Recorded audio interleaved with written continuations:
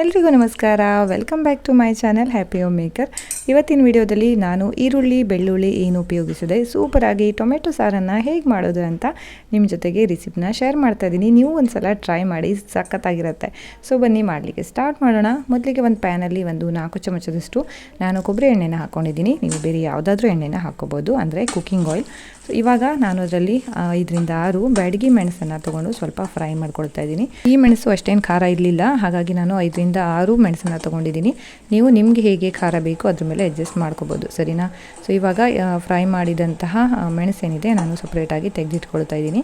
ಇವಾಗ ನಾನು ಮತ್ತೊಂದು ಪ್ಯಾನನ್ನು ಯೂಸ್ ಮಾಡ್ತೇನೆ. ನೀವು ಬೇಕಾದರೆ ಅದೇ ಪ್ಯಾನಲ್ಲಿ ಮಾಡಬಹುದು. ಇದರಲ್ಲಿ ನಾನು ಸ್ವಲ್ಪ ಕುಕ್ಕಿಂಗ್ ಆಯಿಲನ್ನು ತೊಗೊಂಡು ನಾವು ಅದರಲ್ಲಿ 1 ಚಮಚ ಮೆಂತೆ ಮತ್ತು 1 ಚಮಚ ಕೊತ್ತಂಬರಿ ಬೀಜವನ್ನು ಹಾಕ್ಕೊಂಡು ಚೆನ್ನಾಗಿ ಫ್ರೈ ಮಾಡ್ಕೊಳ್ತಾ ಇದ್ದೀನಿ.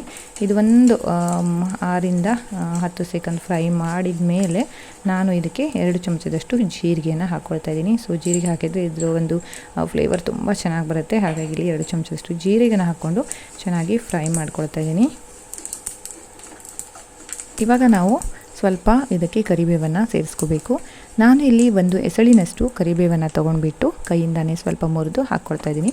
ಕರಿಬೇವನ್ನು ಕೂಡ ಸ್ವಲ್ಪ ಫ್ರೈ ಆದಮೇಲೆ ಗ್ಯಾಸನ್ನು ಆಫ್ ಮಾಡಿ ನಾವು ಈ ಮಸಾಲೆನ ತಣಿಲಿಕ್ಕೆ ಬಿಡೋಣ, ಸರಿನಾ? ಇವಾಗ ನಾನೇನು ಮಾಡ್ತಾಯಿದ್ದೀನಿ, ಮಸಾಲೆ ತಣಿಯೋಷ್ಟೊತ್ತಿಗೆ ಒಂದು ಬೇರೆ ಪಾತ್ರೆನ ತೊಗೊಂಡು ಅದರಲ್ಲಿ ಸ್ವಲ್ಪ ನೀರನ್ನು ಹಾಕ್ಕೊಂಡು ನಾನು 2 ಟೊಮೆಟೊನ, ದೊಡ್ಡ ಸೈಜಿನ 2 ಟೊಮೆಟೊ ತೊಗೊಂಡು ಅದನ್ನು ಕಟ್ ಮಾಡಿ ಇಟ್ಕೊಂಡಿದ್ದೆ. ಅದ್ರ ಜೊತೆಗೆ 2 ಹಸಿಮೆಣಸನ್ನು ಹಾಕ್ಕೊಂಡು ಇದನ್ನು ಬೇಯಿಸಲಿಕ್ಕೆ ಇಡ್ತಾಯಿದ್ದೀನಿ. ಇದು ಬೇಯೋ ತನಕ ಮತ್ತೊಂದು ಬೌಲಲ್ಲಿ ನಾನು ಒಂದಿಷ್ಟು ಹಿಂಗನ್ನು ತೊಗೊಂಡು ಅದಕ್ಕೆ ಸ್ವಲ್ಪ ನೀರನ್ನು ಹಾಕಿ ಹಿಂಗನ್ನು ನೆನೆಸಿ ಇಡ್ತಾಯಿದ್ದೀನಿ. ಇದು ಸ್ವಲ್ಪ ನೆಂದರೆ ನಾವು ಚೆನ್ನಾಗಿ ಕೈಯಿಂದ ಆಮೇಲೆ ನೀರು ಮಾಡಿಕೊಂಡು ಸಾರಿಗೆ ಹಾಕ್ಕೋಬೋದು.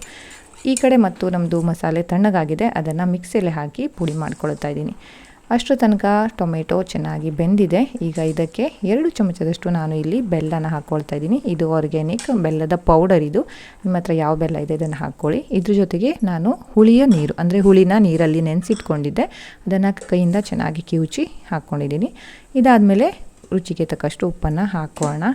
ಇವಾಗ ಒಂದು ಒಳ್ಳೆ ಕುದಿ ಬರ್ತಾ ಇದೆ. 1/4 ಚಮಚದಷ್ಟು ಅರಿಶಿನ ಕೂಡ ಆ್ಯಡ್ ಮಾಡಿಕೊಂಡು ಎಲ್ಲನೂ ಚೆನ್ನಾಗಿ ಮಿಕ್ಸ್ ಮಾಡಿಕೊಂಡು ಕುದೀಲಿಕ್ಕೆ ಬಿಡೋಣ. ಇದು ಕುದೀತಾ ಇರೋ ಹಾಗೆ ನಾನು 2 ಮುಷ್ಟಿಯಷ್ಟು ತೊಗರಿ ಬೇಳೆನ ಕುಕ್ಕರಲ್ಲಿ ಹಾಕಿ ಚೆನ್ನಾಗಿ ಬೇಯಿಸ್ಕೊಂಡು ಅದನ್ನು ಚೆನ್ನಾಗಿ ಸ್ಮ್ಯಾಶ್ ಮಾಡಿ ಇದಕ್ಕೆ ಆ್ಯಡ್ ಮಾಡ್ಕೊಳ್ತಾ ಇದ್ದೀನಿ. ಮತ್ತು ಸ್ವಲ್ಪ ನಿಮಗೆ ಎಷ್ಟು ನೀರು ಬೇಕು ಅಷ್ಟು ನೀರನ್ನು ಇಲ್ಲಿ ನಿಮಗೆ ಬೇಕಾದ ಕನ್ಸಿಸ್ಟೆನ್ಸಿಯಲ್ಲಿ ಆ್ಯಡ್ ಮಾಡ್ಕೋಬೋದು, ಸರಿನಾ? ಇವಾಗ ಇದಕ್ಕೆ ಒಂದು ಚೆನ್ನಾಗಿ ಕುದಿ ಬರ್ತಾ ಇದ್ದ ಹಾಗೆ ನಾವು ಮಾಡಿಟ್ಕೊರುವಂತಹ ಏನು ಪುಡಿ ಇತ್ತಲ್ಲ ಅದನ್ನು ಇವಾಗ ಇದಕ್ಕೆ ಆ್ಯಡ್ ಮಾಡ್ಕೊಳ್ಳೋಣ. ಇದು ಆ್ಯಡ್ ಮಾಡ್ತಾ ಇರೋ ಹಾಗೆ ಒಂದು ಕುದಿ ಬರುತ್ತಲ್ಲ, ತುಂಬ ಚೆನ್ನಾಗಿ ಗಮ್ಮಂತ ಒಂದು ಸ್ಮೆಲ್ ಬರುತ್ತೆ, ತುಂಬ ಚೆನ್ನಾಗಿರುತ್ತೆ. ಒಂದು ಸಲ ನೀವು ಖಂಡಿತವಾಗಿ ಟ್ರೈ ಮಾಡಿ ನೋಡಿ. ಇದಕ್ಕೆ ಮತ್ತೊಂದು ಎಸಳು ಕರಿಬೇವನ್ನು ನಾನು ಹಾಕ್ಕೊಳ್ತಾ ಇದ್ದೀನಿ. ಇದ್ರ ಜೊತೆಗೆ ನಾವು ನೆನೆಸಿಟ್ಟಂಥ ಹಿಂಗೇನಿದೆ ಅದನ್ನು ಚೆನ್ನಾಗಿ ಕೈಯಿಂದ ಮಿಕ್ಸ್ ಮಾಡಿಕೊಂಡು ಇವಾಗ ಇದಕ್ಕೆ ಆ್ಯಡ್ ಮಾಡ್ಕೊಂಡಿದ್ದೀನಿ. ಸ್ಮೆಲ್ ಅಂತೂ ತುಂಬಾ ಚೆನ್ನಾಗಿ ಬರ್ತಾ ಇದೆ. ಇದು ತುಂಬ ಬೇಗ ಮಾಡಬಹುದು, ರುಚಿ ಕೂಡ ತುಂಬ ಡಿಫ್ರೆಂಟಾಗಿ ತುಂಬ ಚೆನ್ನಾಗಿರುತ್ತೆ. ಒಂದು ಸಲ ಖಂಡಿತವಾಗಿ ಟ್ರೈ ಮಾಡಿ ನೋಡಿ, ನಿಮಗೆ ಖಂಡಿತವಾಗಿ ಇಷ್ಟ ಆಗುತ್ತೆ. ಇದಕ್ಕೆ ಒಂದು ಒಳ್ಳೆ ಕುದಿ ಬರ್ತಾ ಇದ್ದ ಹಾಗೆ ಗ್ಯಾಸನ್ನು ಆಫ್ ಮಾಡಿ ನಾನು ಅದಕ್ಕೆ ಕೊತ್ತಂಬರಿ ಸೊಪ್ಪನ್ನು ಹಾಕಿಬಿಟ್ಟು ಇದನ್ನು ಮುಚ್ಚಿ ಇಡ್ತಾಯಿದ್ದೀನಿ. ಇದಕ್ಕೆ ನಾವೀಗ ಒಂದು ಚೆನ್ನಾಗಿ ಒಗ್ಗರಣೆಯನ್ನು ಕೊಡೋಣ. ಒಗ್ಗರಣೆಯನ್ನು ಕೊಟ್ಟರೆ ನಮ್ಮ ಟೊಮೆಟೊ ಸಾರು ಮುಗಿಯುತ್ತೆ. ಹಾಗಾದರೆ ಬನ್ನಿ ಒಗ್ಗರಣೆ ತಯಾರಿ ಮಾಡ್ಕೊಳ್ಳೋಣ.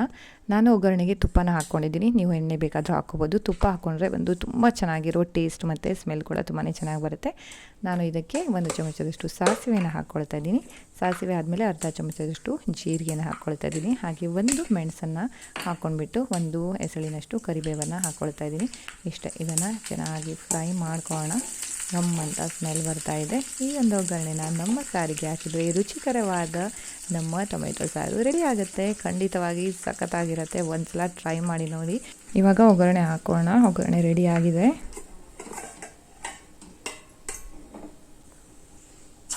ಒಗ್ಗರಣೆ ಹಾಕಿದ ತಕ್ಷಣ ಮುಚ್ಚಿಟ್ಬಿಟ್ರೆ ಅದರ ಒಂದು ಅರೋಮಾ ಅದರಲ್ಲೇ ಉಳಿಯುತ್ತೆ. ಸೂಪರ್ ಆಗಿರೋ ಟೊಮೆಟೊ ಸಾರು ರೆಡಿ ಆಗಿದೆ. ನೀವು ಕೂಡ ಖಂಡಿತವಾಗಿ ಈ ರೆಸಿಪಿನ ಟ್ರೈ ಮಾಡಿ ಹೇಗೆ ಬಂತು ಅಂತ ಹೇಳೋಕ್ಕೆ ಮರಿಬೇಡಿ.